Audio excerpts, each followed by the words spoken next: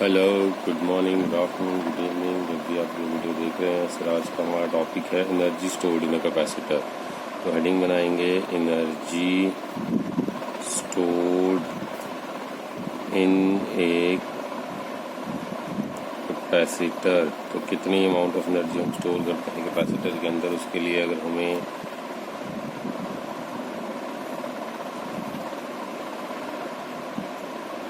सबसे पहले हम डायग्राम बनाएंगे कितने अमाउंट ऑफ एनर्जी हम स्टोर कर सकते हैं कैपेसिटर के अंदर। जैसे कि हमने प्रीवियस लेक्चर्स में पढ़ा था, लेटर से हमने दो प्लेट्स ले लिया। एक प्लेट पे चार्ज पॉजिटिव क्यू ले लिया, दूसरी प्लेट पे चार्ज लेटर से हमने ले लिया नेगेटिव क्यू। तो दोनों प्लेट्स के ऊपर चार्ज लेने के बाद मान लीजिए this is the first plate, this is the second plate, इस पे पॉजिटिव चार्ज और इस पर नेगेटिव चार्ज। तो हम यहाँ पे लिखेंगे consider two parallel plates having positive Q and negative Q, two plates having positive Q and negative Q charges on it.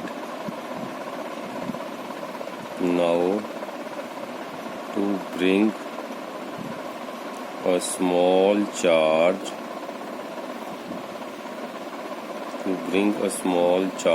छोटा सा charge dq from negative Q to positive Q,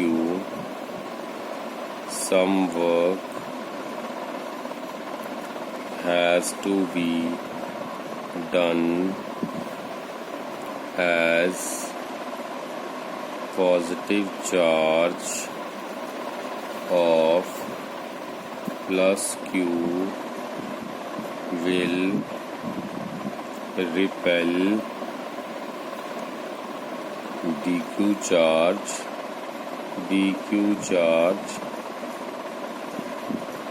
and this work done is stored in the form of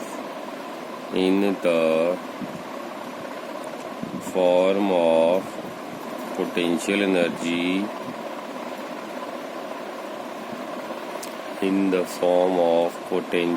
energy at time t is equals to 0 and at that time later से charge जो होगा हमारे पास Q is equals to 0 हो जाएगा और हमारे पास पोटेंशियल डिफरेंस डेल्टा V वो भी हमारे पास 0 हो जाएगा। तो हमने क्या करा, हमने दो पैरेलल प्लेट्स ले लिया, एक पे पॉजिटिव चार्ज एक पे नेगेटिव चार्ज। अगर मुझे एक छोटा सा चार्ज मान लीजिए उसका नाम है dq, उसको मुझे मूव कराना है from the negative plate negative Q charge से पॉजिटिव Q चार्ज की तरफ। देखिए अगर dq चार्ज को नेगेटिव से पॉजिटिव प्लेट की तरफ लेके जाना है तो that means we have to do some work has to be done, क्योंकि पॉजिटिव चार्ज जो होगा पॉजिटिव प्लस Q चार्ज वो होगा dq को रिपेल करेगा। तो अगर dq को रिपल्शन मिलेगी तो हमें कुछ वर्क डन करना पड़ेगा उस फोर्स ऑफ रिपल्शन को ओवरकम करने के लिए। तो दैट मीन्स अगर initially at time t is equals to 0 अगर मैं बात करूँगा तो ये यहाँ पर जो वर्क डन होगा ये स्टोर होगा पोटेंशियल एनर्जी की फॉर्म पे। जितना हम वर्क डन करेंगे वो पोटेंशियल एनर्जी की फॉर्म में स्टोर होता चला जाएगा। तो इनिशियली तो सब कुछ 0 था, ना ही चार्ज ना ही पोटेंशियल डिफरेंस। तो कैपेसिटेंस जो होता है as the C, that is capacitance of plates, it remains constant. Capacitance हमेशा कांस्टेंट रहता है, बाकी parameters with respect to time जो है वो वेरी करते हैं। तो t is equals to 0 at time t is equals to 0, charge is 0 initially, no charge because no potential difference is there. But capacitance की वैल्यू C जो हम fix capacitor लेके आए हैं उसकी वैल्यू C फिक्स रहेगी। नाउ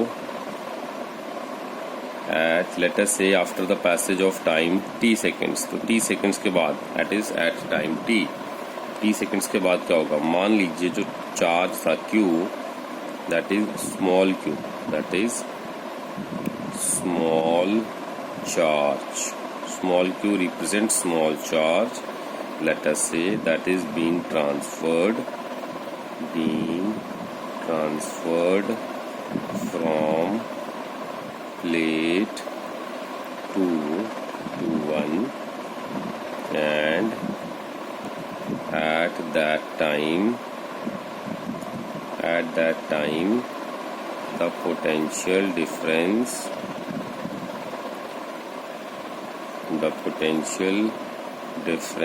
between the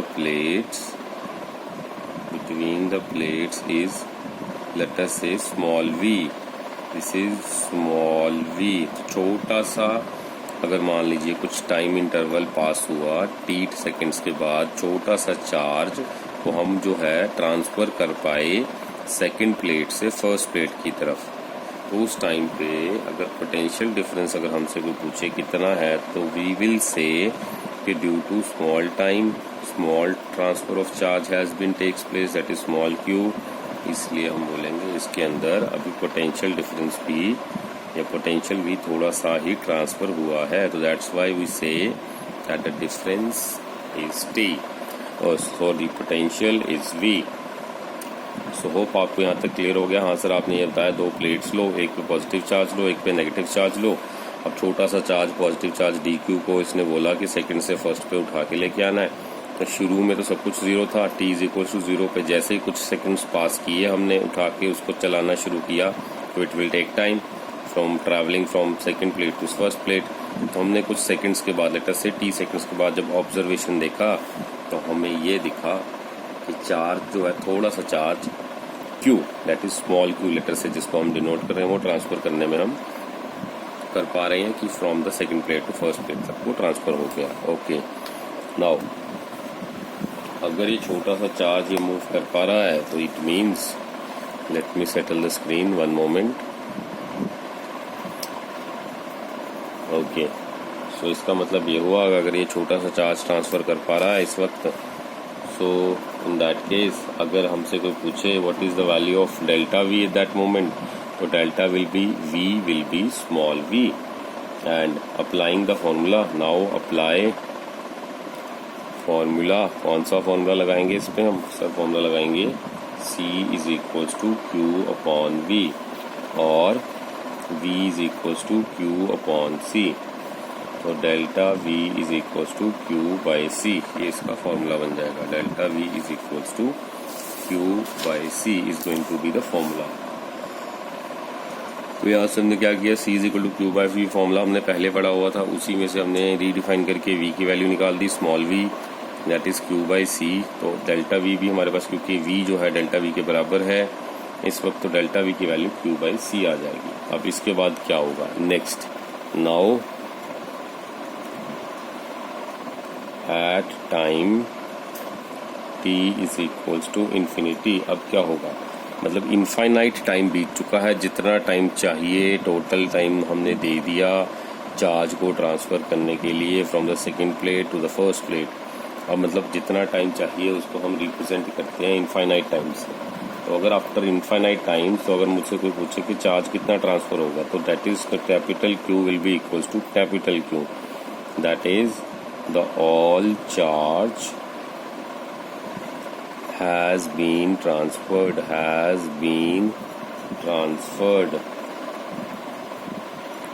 सारा का सारा चार्ज जो है ट्रांसफर हो चुका है। देन अगर सारा का सारा चार्ज ट्रांसफर हो गया है then the total potential difference will be then the total potential difference will be delta v is equals to q upon c is equals to q upon c, तो ये q upon c के बराबर हो जाएगा। now as we know that during the time interval t,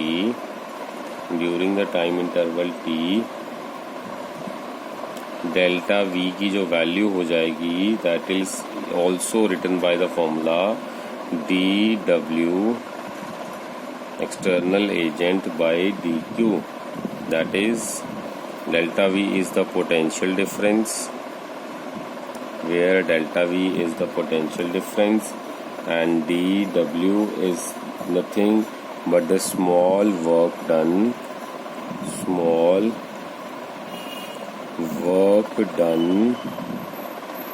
by the external agent,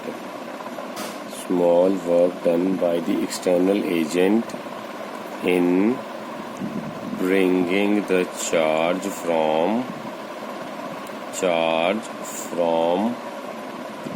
one point to another, तो एक point से दूसरे पॉइंट तक लेके आने के लिए जितना छोटा सा वर्क डन करना पड़ता है उसको हम रिप्रेजेंट कर रहे हैं dw से डिवाइडेड बाय dq, क्योंकि work done per unit charge is nothing but the potential difference.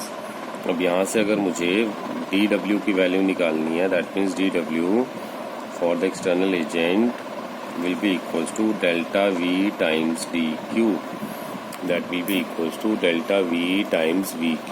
तो क्या आपको विजिबल है सर? गुड। अब हमने क्या देखना है, delta v times dq, that means delta v is equals to q by c,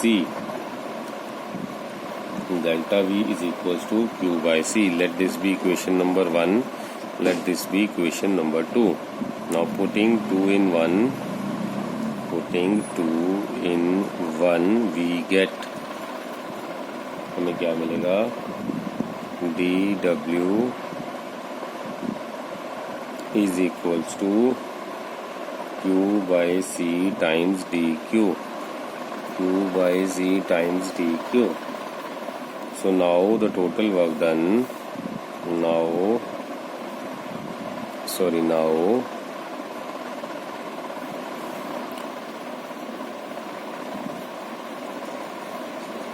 total work done, ये तो छोटे से पार्ट के लिए वर्क डन करना जितना पड़ रहा है वो है, तो टोटल वर्क डन कितना हो जाएगा, तो total work done will be equals to पूरा बाय द एक्सटर्नल एजेंट, जितना उसने पूरा काम किया उसको अगर मुझे डिराइव करना हो, उसकी वैल्यू अगर मुझे निकालनी हो, that value is going to be equals to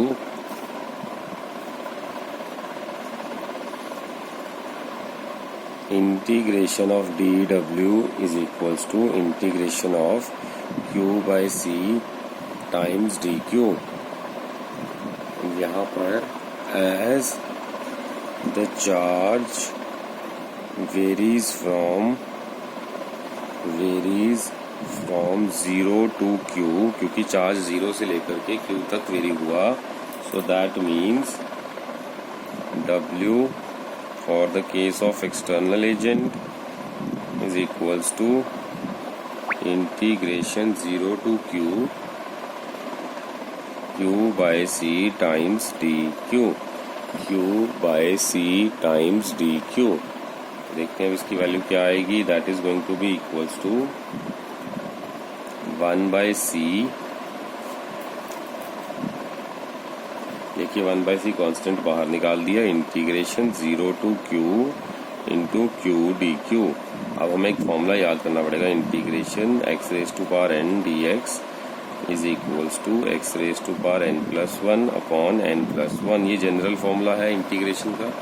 यहाँ पर हमारे पास x लेटर की जगह पे q लेटर लिखा हुआ है और n की जगह पर 1 लिखा हुआ है, क्योंकि इसके ऊपर कोई भी पावर नहीं है, तो यहाँ पे इसका मतलब इसकी पावर 1 होगी। तो अगर मैं इसको सॉल्व करूँगा कि इंटीग्रेशन x की पावर 1 dx, तो क्या आंसर आएगा, इसका आंसर आएगा सर x² बाई 2। वो कैसे आया, x की power 1+1 that is 2 upon 1+1 that is 2। Similarly यहाँ पर होगा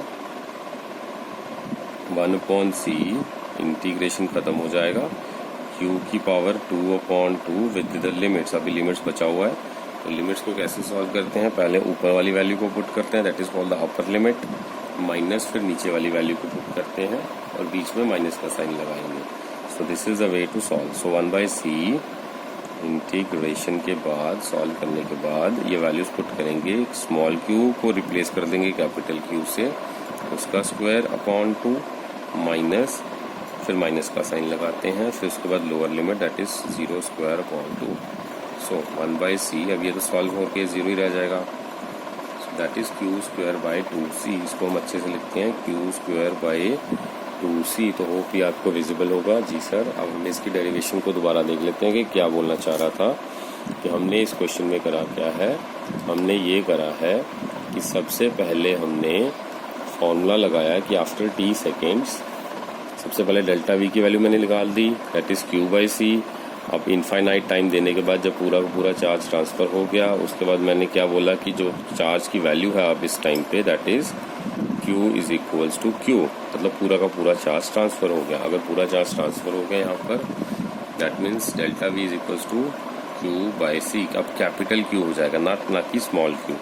पहले हमारे पास स्मॉल q था, जब थोड़ा सा टाइम दिया था तो थोड़ा सा charge, that is small q, जो कि ट्रांसफर हुआ. तो पूरा टाइम दे दिया था तो पूरा चार्ज ट्रांसफर हो जाएगा, दैट इज कैपिटल Q. तो capital Q during the time t कितना हुआ होगा वर्क डन, दैट इज, अगर मुझे देखना हो, that is given by the formula delta v is equal to dw by dq. अब ये w क्या है, जितना हमने वर्क डन किया, एक्सटर्नल एजेंट ने वर्क डन किया चार्ज को एक पॉइंट से दूसरे पॉइंट तक मूव कराने के लिए, जितना वर्क डन किया, that will be dw. Okay, so dw will be equals to delta v into dq. So delta v की वैल्यू क्या आ जाएगी, that will be equals to q by c. So अब हमने क्या पूरा पुट कर दी values. So after putting the values what we get dw is equals to q by c times dq. So total work done जो हो जाएगा bye external agent, वो कितना हो जाएगा, integration dw is equals to integral q upon c times dq. क्योंकि charge vary करेगा 0 से q. So work done by external agent that will be equals to integration 0 से q by c times dq. ठीक है. अब ये सारी values हमने क्या करी, इसमें इंटीग्रेट कर दी. इंटीग्रेशन के बाद c कांस्टेंट बाहर आ गया, q इंटू dq अंदर रह गया. अब फिर मैंने आपको फॉर्मूला सिखाया कि अगर इंटीग्रेशन x की पावर n dx होता है तो फॉर्मूला होता है n+1 अपॉन n+1. अगर वहाँ पर पावर 1 होगी तो x स्क्वायर अपॉन 2 बन जाएगा, क्योंकि यहाँ पर पावर 1 थी और ये dq से इंटीग्रेट हो रहा है तो यहाँ पे बन जाएगा q स्क्वायर बाई 2. और फिर मैंने बताया कि लिमिट्स को कैसे पुट करते हैं कि higher limit minus lower limit, यानी कि upper limit minus lower limit. तो इस तरह से q square by upon 2 minus 0. तो वहाँ से सॉल्व करके आ गया q square upon 2c.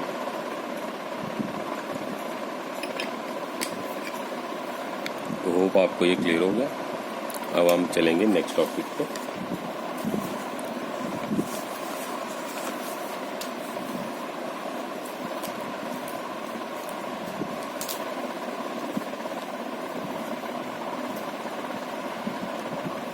Okay fine. So हमने वर्क डन क्या निकाल लिया, एक्सप्रेशन. वर्क डन का एक्सप्रेशन हमने निकाला है, that is q square by 2c. तो this is the expression of work done. अब this can also be written as, this can also be written as, this can also be written as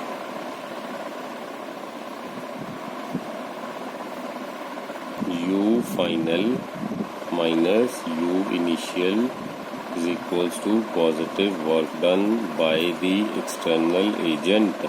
sir ये आपने क्या लिख दिया, इसमें sir मैंने ये बताया है कि जो वर्क डन किया था एक्सटर्नल एजेंट ने, वो एक्चुअल में पोटेंशियल एनर्जी की टर्म्स में स्टोर होता है as the work done by the external agent is stored in the form of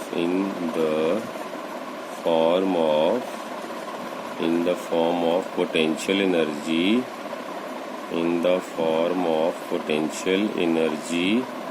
जो वर्क डन होता है वो स्टोर होता है in the form of potential energy. So that means u final minus u initial is equals to positive work done by the external agent. That means you initial और you final का difference होता है ये। इसीलिए work done जो है उसको हम लिख सकते हैं you final minus you initial की टर्म्स में।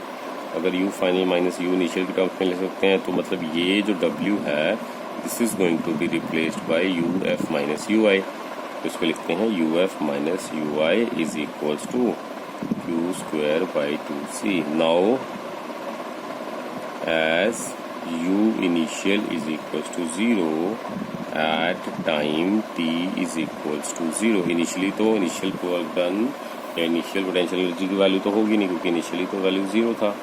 तो इनिशियली वैल्यू अगर 0 था then there is no potential energy in the two plates. दो प्लेट्स के अंदर कोई भी पोटेंशियल एनर्जी नहीं था। That means U final minus initial को 0 कर दिया that is equal to Q square by 2c। So the potential energy in terms of Q and V is given by the formula C is equals to Q by V and du is equals to Q square by 2Q upon V। Sir ये आपने क्या कर दिया क्योंकि हमें general formula पता है sir C is equal to Q by V होता है। C is equal to Q upon V होता है। अब यहाँ पर C की ये वाली जो वैल्यू है इस वैल्यू को लेट अस इसको मैं इक्वेशन नंबर 1 बना लेता हूँ, इसको इक्वेशन नंबर 2 बना लेता हूँ। यहाँ पे लिखेंगे putting 2 in 1।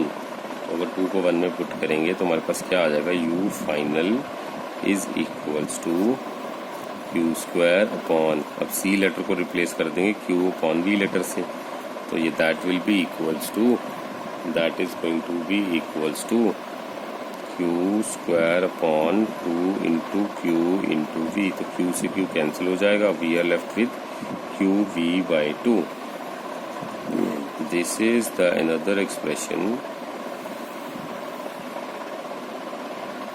of potential energy in terms of Q and V। Next एक और हमारे पास एक्सप्रेशन है that is the potential expressing the potential energy in terms of V and C। Potential energy को V और C की terms में भी हम एक्सप्रेस कर सकते हैं। So let me settle this one moment। Okay, potential energy in terms में ऑफ V एंड C, ये फॉर्मूला क्योंकि हमने पढ़ा है that is C is equals to Q upon V और Q is equals to C multiplied by V। अब हमारे पास formula क्या हो जाएगा, तो फॉर्मूला हो जाएगा now the formula will be U is equals to Q square by 2C और U is equals to Q square, Q का square that means C square, क्योंकि Q की जगह पे C टाइम्स भी सकते हैं। तो यहाँ से ये फॉर्मूला इसमें पुट कर देंगे। Q letter is being replaced by C letter and V letter का प्रोडक्ट, तो यहाँ से Q is equals to C भी लिख सकते हैं that means C square V square, क्यों क्या स्क्वायर है डिवाइडेड बाय 2 C, एक C से C कैंसिल हो जाएगा। So we are left with U is equals to CV square upon 2।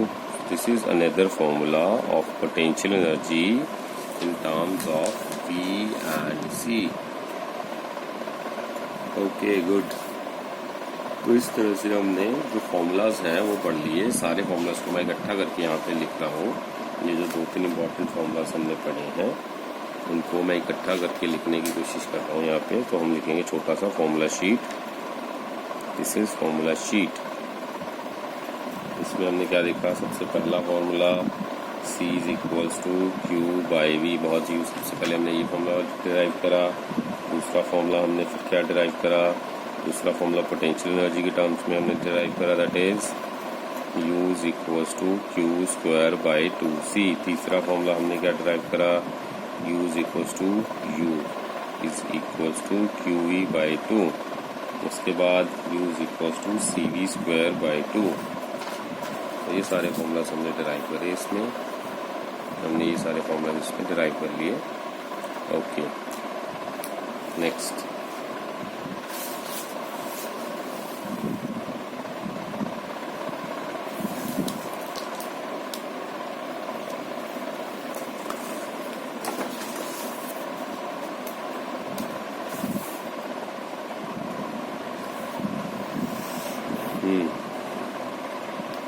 one minute, let me settle the screen. Okay, next is, अगर हमारे पास ये तो था केस, इस केस में हमने ये देखा कि पैरेलल प्लेट्स पोटेंशियल एनर्जी निकालनी है। लेकिन अगर मेरे पास, अब हम नेक्स्ट टॉपिक पढ़ेंगे, अगर डिफरेंट चार्जेस हो प्लेट्स के ऊपर फॉर द पैरेलल प्लेट तो क्या होगा। तो हमारा हेडिंग होगा for different charges on two plates, different charges on two plates for parallel plates। और हमारे पास अगर पैरेलल प्लेट्स होंगी तो क्या होगा। तो आंसर इज, अगर डिफरेंट चार्जेस हैं पैरेलल प्लेट्स पे तो हम कुछ इस तरह से करेंगे। लेट अस से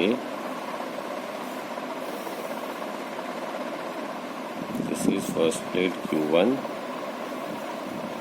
this is let us say second plate Q2 charge। इन दोनों का area A same, area A of both will be same. और अगर मान लीजिए this is the first plate and this is the second plate, और अगर इस प्लेट के ऊपर चार्ज जो है on the right hand side late us से स्मॉल q चार्ज है। Similarly going by the same, late us से हमारे पास जो सेकंड प्लेट है इसके लेफ्ट हैंड साइड पे लेट अस से चार्ज है x, और इस पे टोटल चार्ज है Q1, जैसे इस पे टोटल चार्ज है Q2। अगर इस प्लेट पे टोटल चार्ज है Q1 और इसके लेफ्ट हैंड, इसके राइट हैंड साइड में अगर लेट अस से right side of the plate पर चार्ज है Q, तो लेफ्ट साइड में कितना होगा। सर अगर टोटल चार्ज Q है, एक तरफ का चार्ज आपने बता दिया Q स्मॉल q, तो दूसरी तरफ का चार्ज होगा Q1 minus Q। Total charge Q, एक साइड का चार्ज स्मॉल q, तो दूसरा साइड का चार्ज